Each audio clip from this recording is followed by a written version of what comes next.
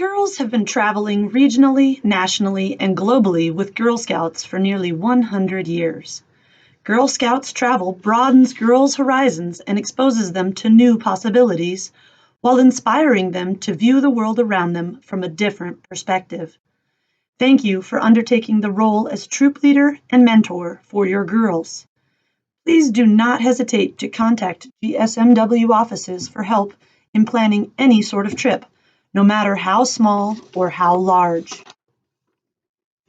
Of course, girls don't simply join Girl Scouting and jump on a plane to Mexico. Instead, planning, preparation, and progression are involved.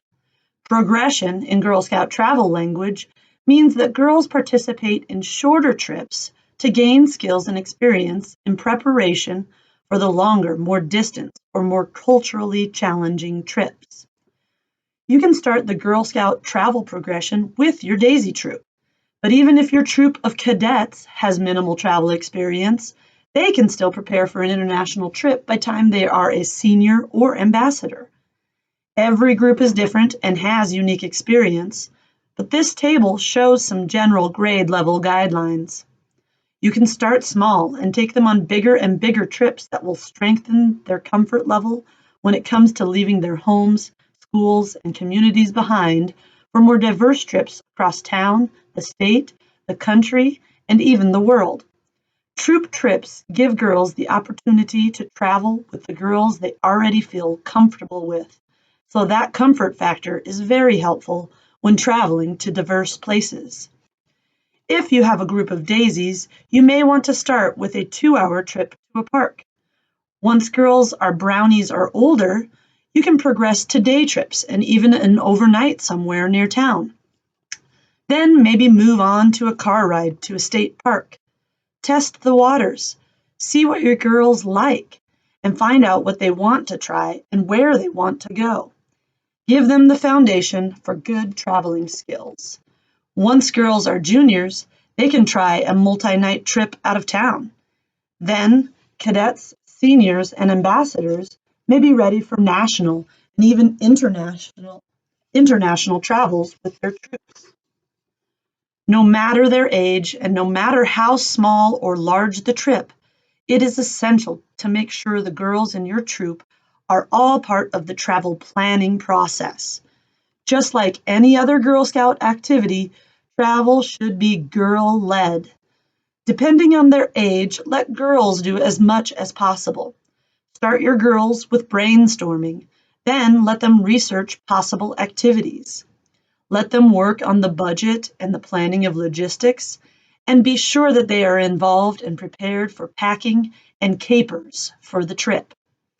After the trip, be sure to circle up the troop to celebrate, talk about what they liked and didn't like, and to plan something to commemorate the trip, like a scrapbook or a video. Start planning with your troop and parents well in advance of the trip. GSMW's website travel page will have information and links to just about anything you need to prepare for a safe Girl Scout trip. Consult the Volunteer Essentials Handbook found on the Volunteer Thumb Drive. In Chapter 4, Safety Wise, you'll find safety tips for leading activities, hiring experts to lead activities, and also how to safely transport girls. In the appendix for travel volunteers, you'll get the full rundown of policies and procedures for traveling with Girl Scouts. The troop trip request form can either be found on our website's travel page under program, or you can find it in Volunteer Essentials too. Be sure every participant is a current registered member of Girl Scouts before sending in the request form. The request form is due to Council no later than 2 weeks before the scheduled trip. Providers of high-risk activities must have liability insurance and proper instructor and safety certifications. If you are a brave troop leader who wants to take your girls on a trip, keep in mind that you will need to submit a troop trip request form if You are traveling out of town for an overnight. You are going on a trip that lasts more than 3 days and 2 nights. You'll participate in a high-risk activity. See the requirements for activities in safety activity checkpoints that are found online. You'll be exploring a sensitive topic on a trip, or you are going to a special site that requires specialized equipment and instruction. But if you're staying within Montana and Wyoming and you're not spending an overnight, then you simply need to notify the local office or service unit manager. The office and service unit manager both have a troop trip log where your trip will be tracked. Keep in mind, even though you aren't submitting a troop trip request form, that the troop leader is still responsible for making sure everyone is following all safety activity checkpoints and making sure any activity providers are insured and properly certified. You can find directions for filling out the troop trip request form and all its forms in Volunteer Essentials in the Travel for Volunteers appendix. Please make sure you are checking in the current year's edition of Volunteer Essentials because the forms and requirements are subject to change from year to year. You can also find it on our website at gsmw.org. Click on Forms and Resources and search for Troop Trip. Be sure to read the form carefully and fill in all the requested information. Missing information will slow down the approval process. Trips require extra insurance if any non-Girl Scouts attend. Non-Girl Scouts may include a sibling that is too young to register or a brother who is not eligible to register.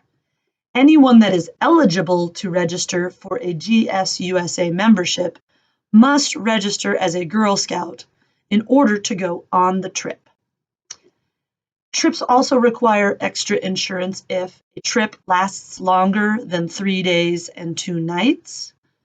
Also, if a trip's participants will be participating in high-risk activities that the trip planner feels may necessitate additional insurance. Troop trip requests are due to Council at least 2 weeks before your trip.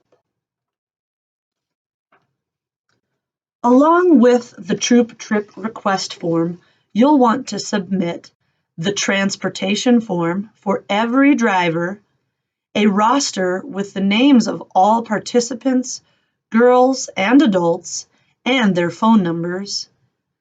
And you'll also want to submit an itinerary listing all the times and places you will be going and what activities you will be doing.